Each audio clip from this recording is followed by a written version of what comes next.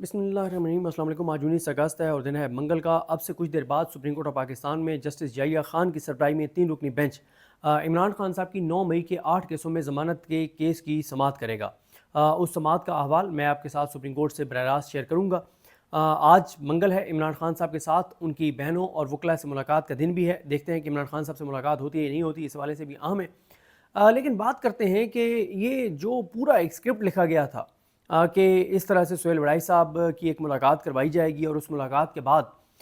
वो एक कॉलम लिखेंगे और पूरा एक माहौल बनाया जाएगा। लेकिन लगता यह है कि स्क्रिप्ट राइटर को बहुत बड़ा धचका लगा है और लगता यह है कि ये तदबीरें जो सारी थीं ये उल्टी पड़ गई हैं और चाल उल्टी पड़ गई है, क्योंकि इससे मामला सुलझने की बजाय उलझ गया है। और अब सूरत हाल ये है कि टाउट्स के ज़रिए ये तरदीदें करवाई जा रही हैं कि जनाब ना तो 1-on-1 मुलाकात हुई है सुहेल वड़ाई साहब की, और ना ही जो है वो कोई ऐसी बातें हुई हैं। सुहेल वड़ाई साहब ने मनगढ़ंत बातें की हैं, झूठ बोला है, गलत बयानी की है। अगर सुहेल वड़ाई साहब ने झूठ बोला है, गलत बयानी की है, तो आप उनके ऊपर मतलब मैं ख़िलाफ़ हूँ पीका के, एक वैसे मिसाल दे रहा हूँ कि आप उनके ऊपर पीका के खिलाफ के हवाले पीका के तहत कार्रवाई करें, या बाकायदा ISPR ऑफिशियली तरदीद करे कि सुहेल वड़ाई साहब ने जो कुछ लिखा है झूठ है, लग़्व है, बेबुनियाद है, और फील्ड मार्शल ने ऐसी कोई बात नहीं की। अच्छा, ये जो एक सवाल है कि आखिर इस सारे में ऐसा क्या हुआ है कि तरदीदें टाउट्स के ज़रिए करवाई जा रही हैं कि जनाब आप तरदीद करें कि ऐसी कोई चीज़ नहीं हुई। उसकी वजूहात क्या हैं? एक तो वजह यह है कि अब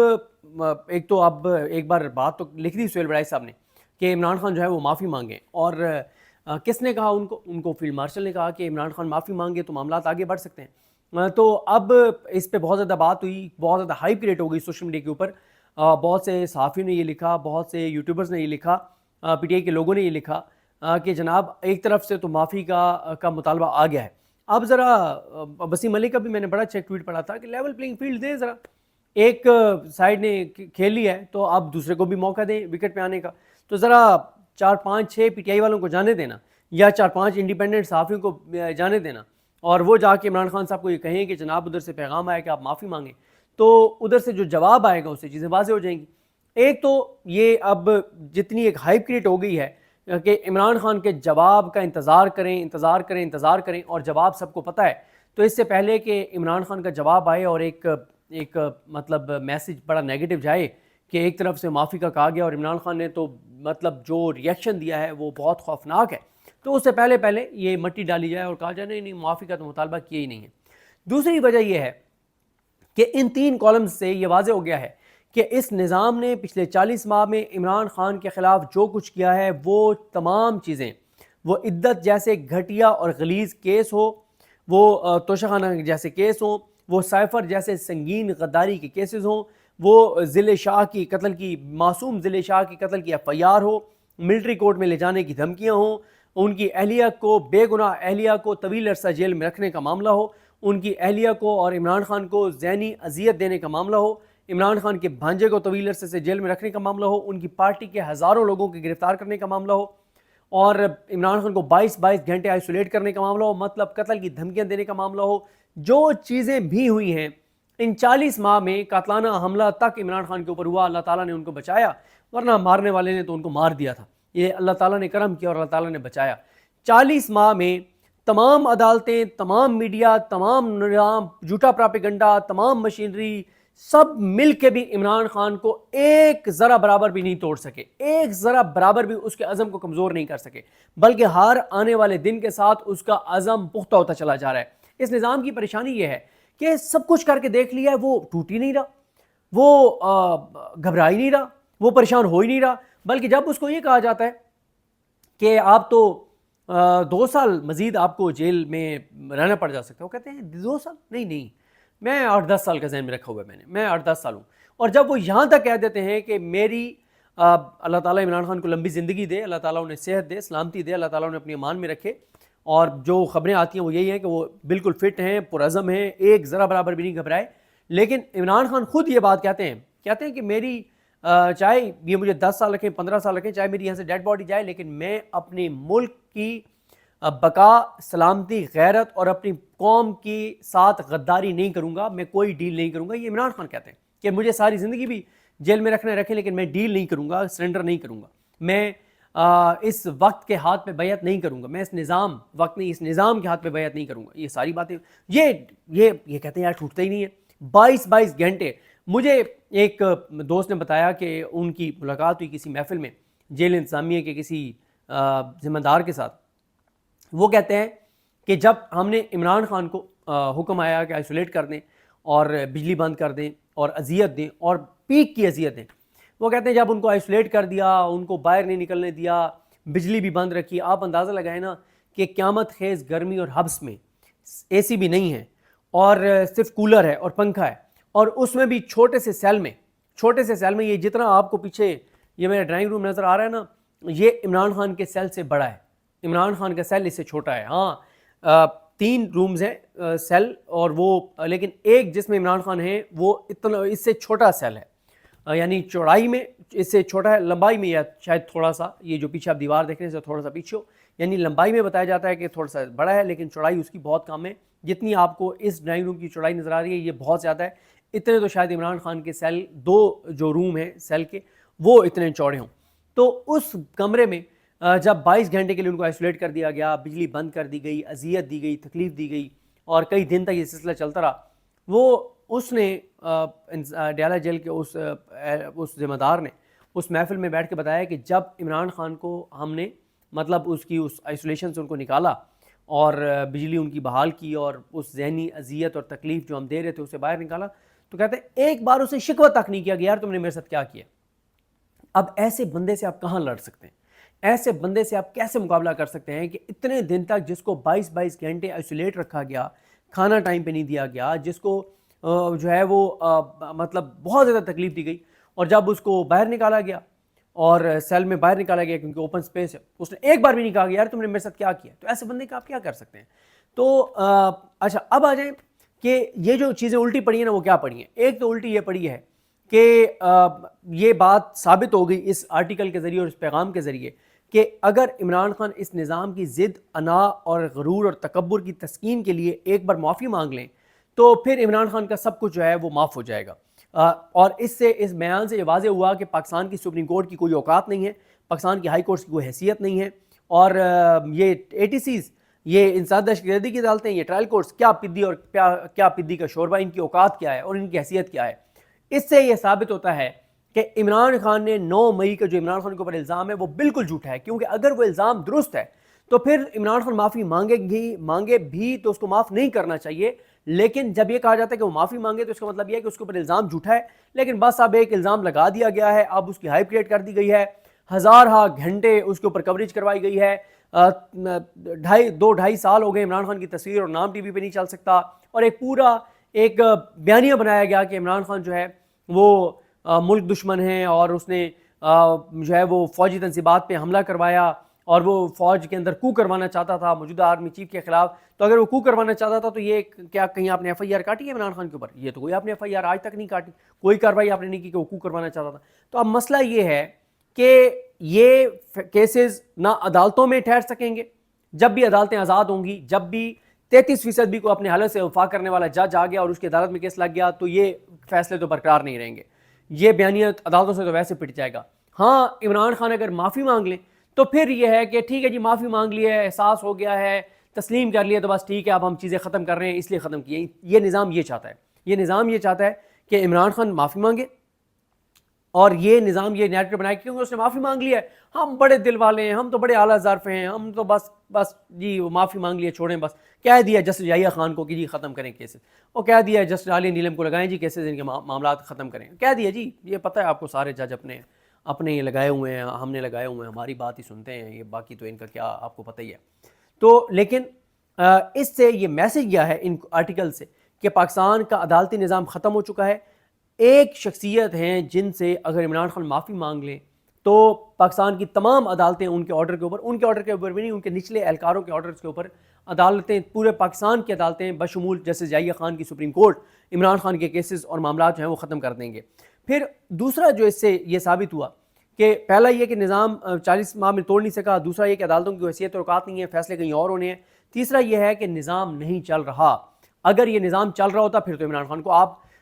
جیل میں رکھیں، تا حیات جیل میں رکھیں، پھر تو اس کو باہر نہ آنے دیں کیونکہ نظام تو چل رہا ہے.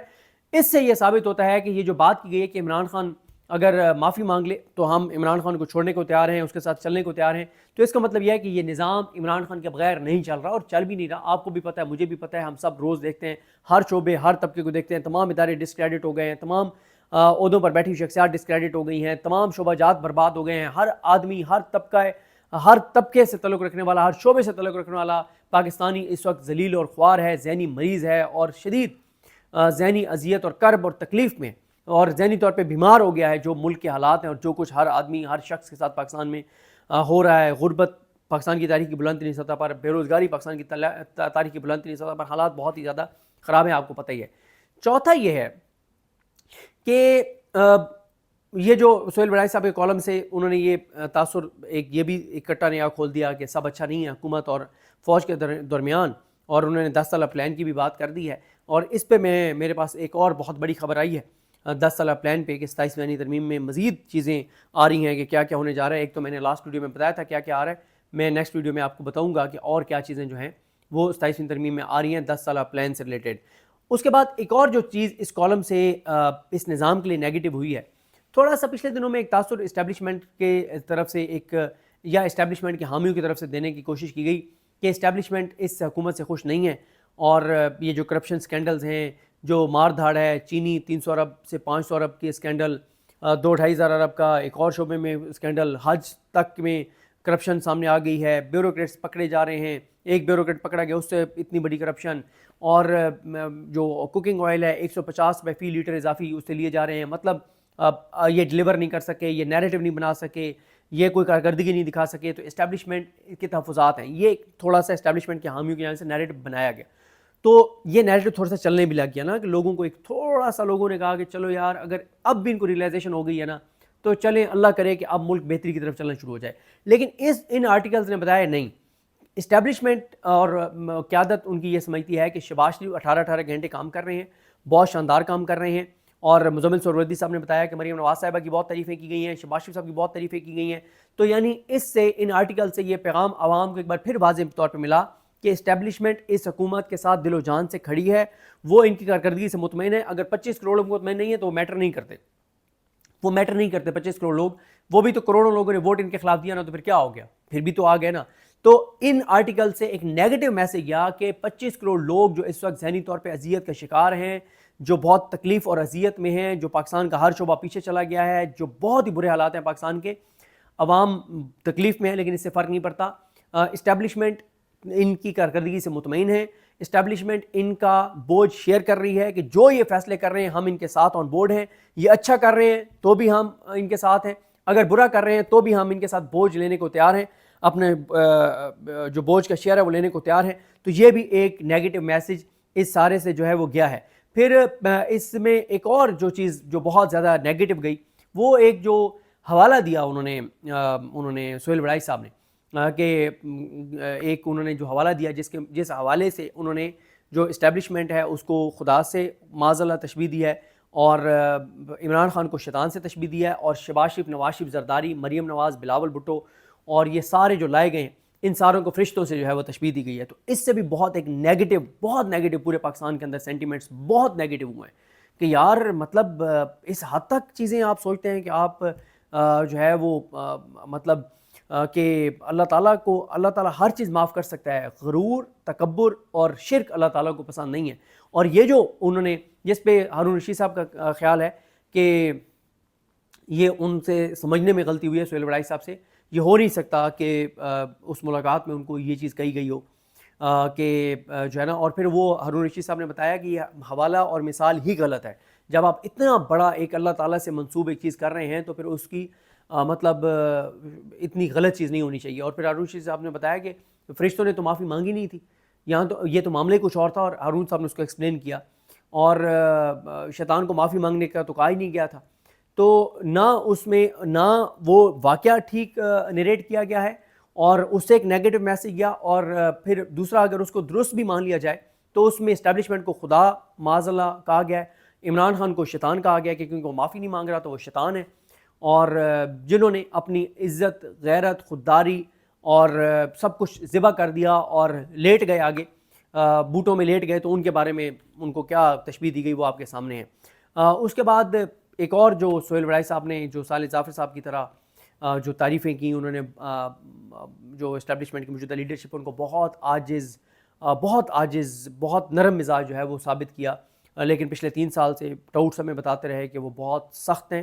اور وہ قہر بن کے عمران خان پر ٹوٹے ہیں، اور مزید وہ قہر بن کر عمران خان پر ٹوٹیں گے، عدالتوں پر قہر بن کر ٹوٹے ہیں، قہر بن کر ٹوٹیں گے۔ ان کی ڈکشنری میں رحم نام کی کوئی چیز نہیں ہے۔ تو یہ بھی ایک بڑا جو ہے وہ تضاد تھا سہیل وڑائی صاحب کے اس کالم میں۔ پھر ان کالمز میں عمران خان صاحب کو جو دھمکی دی گئی قتل کی کہ ان کا عدالتی قتل کر دیا جائے گا، اور جسٹس یحییٰ خان، جسٹس عالیہ نیلم، جسٹس ڈوگر، ان کی عدالتوں کے ذریعے ان کا عدالتی قتل کر دیا جائے گا جیسے بھٹو کا عدالتی قتل کیا گیا۔ تو اس سے ظاہر ہے، میں کل عبید بھٹی صاحب کا ٹویٹ پڑھ رہا تھا، وہ بالکل ٹھیک کہہ رہے ہیں کہ پی ٹی آئی کو چاہیے تھا کہ اس کے اوپر ایک کوہرام برپا کر دیتے جو عمران خان کو قتل کی دھمکی دی گئی ہے ایک آرٹیکل کے ذریعے،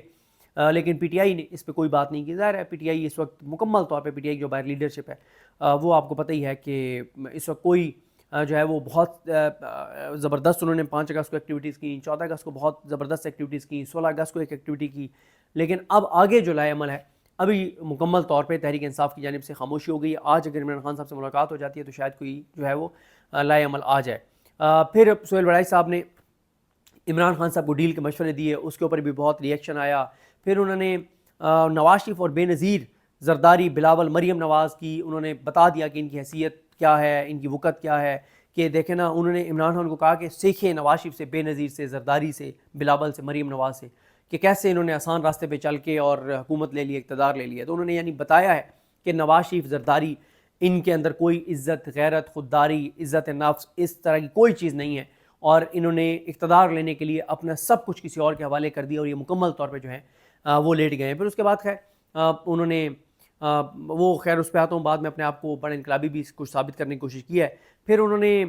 جو ہے وہ فوج کی سیاسی کردار کی بہت تعریف کی ہے، اور ان کو بہت ہائیبریڈ نظام کے حق میں دلائل دیے ہیں، اور انہوں نے کہا یہ بہت اچھا نظام ہے، بس یہ ہے کہ پولیٹیکل لوگوں کو اسپیس تھوڑی سی زیادہ دے دیں، بس اسپیس تھوڑی سی زیادہ دے دیں۔ یہ اسی طرح سے کہ جی جوتے ضرور ماریں، بندے بڑھا دیں تاکہ جلدی جلدی جوتے ہم کھاتے جائیں اور نکلتے جائیں، انہوں نے کہا بس اسپیس تھوڑی سی بڑھا دیں سول سائڈ کی، لیکن باقی انہوں نے کہا جو فوج کا ہر شعبے میں جو کردار ہے یہ بڑا اچھا وہ چیزیں چل رہی ہیں، یہ کردار اسی طرح سے ہونا چاہیے، لیکن بس تھوڑا سا وہ اسپیس جو ہے وہ نواز شریف اور زرداری کو جو ہے وہ زیادہ دے دیں۔ اور باقی انہوں نے تھوڑا سا انقلابی بننے کی بھی کوشش کی ہے، اور پھر انہوں نے انقلابی بنتے ہوئے بھی بلنڈر کر گئے کہ جنرل فیض پہ آ کے رک گئے، ماضی کی جرنیلوں کے اوپر تنقید کرتے کرتے جنرل فیض پہ آ کے رک گئے، اور اس سے آگے جو ہے وہ نہیں بڑھے۔ ان کا خیال یہ ہے کہ اس سے آگے تو کوئی غیر آئینی، غیر قانونی کردار اسٹیبلشمنٹ کا نہیں ہے، اسٹیبلشمنٹ کا غیر آئینی، غیر قانونی کردار جو ہے وہ جنرل فیض تک تھا، اس کے بعد سے اسٹیبلشمنٹ کا کوئی غیر آئینی، غیر قانونی کردار نہیں ہے۔ پھر انہوں نے سارے سیاستدانوں کو کرپٹ ثابت کیا کہ سارے کرپٹ ہیں، سارے نائل ہیں، سارے نکمے ہیں، سارے نالائق ہیں۔ پھر انہوں نے یوٹیوبرز کو بہت رگڑا دیا ہے۔ پھر انہوں نے عمران خان کو یہ بھی مشورہ دیا کہ دھاندلی پہ آپ مکمل طور پہ خاموش ہو جائیں، اور آپ اس حکومت کو چلنے دیں مزید 4 سال، اور چپ کر کے آپ گھر میں بیٹھ جائیں، اس نظام کو چلنے دیں، اور جیسے چل رہا ہے، اور پھر 5 سال بعد دیکھیں گے کہ آپ کے ساتھ کوئی بات ہو سکتی ہے یا نہیں ہو سکتی۔ اس وقت تک آپ اس نظام کو چلنے دیں، پاکستان کو تباہ اور برباد ہونے دیں، ہر شعبے کو تباہ اور برباد ہونے دیں، پاکستان کو تنزلی اور پستی میں جانے دیں، چپ کر کے بیٹھے رہیں اور جانے دیں، پاکستان جس طرف جا رہے ہیں اس کو جانے دیں۔ بلوچستان کے جو حالات ہیں اس پہ آپ چپ ہو جائیں، کے پی کے اندر ملٹری آپریشن آپ ہونے دیں، منرلز کا آپ امریکہ کے ساتھ سودا کرنے دیں، اسرائیل کو اگر تسلیم کیا جاتا ہے تو کرنے دیں، مطلب آپ جو یہ نظام کرتا ہے کرنے دیں، اور مطلب آپ اس کے اوپر جو ہے وہ نہ بولیں۔ تو میں یہ سمجھتا ہوں کہ ساری تدبیریں جو ہیں وہ ناکام ہو رہی ہیں اس نظام کی، اسکرپٹ رائٹر کو دھچکا لگا ہے، اور جو تدبیر ہے وہ الٹی پڑ گئی ہے، اور اس کی میں نے آپ کو وجوہات بتائی ہیں کہ بجائے اس کے کہ ان آرٹیکلز جو 3 ہیں ان سے کوئی فیلڈ مارشل کی امیج بلڈنگ ہوتی، الٹا ان کے خلاف نیریٹو بہت بڑے پیمانے پہ جو ہے بہت بڑے پیمانے پہ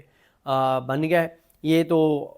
سہیل وڑائی صاحب کے آرٹیکل جو ہیں وہ نورپور پہ بنوائی گئی اس ویڈیو کی طرح ہیں کہ نورپور کے حق میں ویڈیو بنوائی گئی، لیکن اس ویڈیو سے اتنی زیادہ کمپین چلی نورپور کے خلاف، اور اب ہر کوئی 2 ہفتے بعد وہ دوبارہ ویڈیو سامنے آ جاتی ہے، اور پھر نورپور کے خلاف جو دودھ ہے اس کے خلاف جو ہے وہ کمپین چل پڑتی ہے۔ تو یہ 3 آرٹیکلز نورپور پہ بنائی گئی، نورپور جو دودھ ہے اس پر بنائی گئی ایک وہ شارٹ ویڈیو کی طرح ہے کہ اس سے نورپور والوں کو فائدے کی بجائے نقصان ہوا۔ مجھے اپنے دعا میں یاد رکھیں۔ اللہ کی امام صاحب کا حامی ناصر ہوں۔ اللہ حافظ۔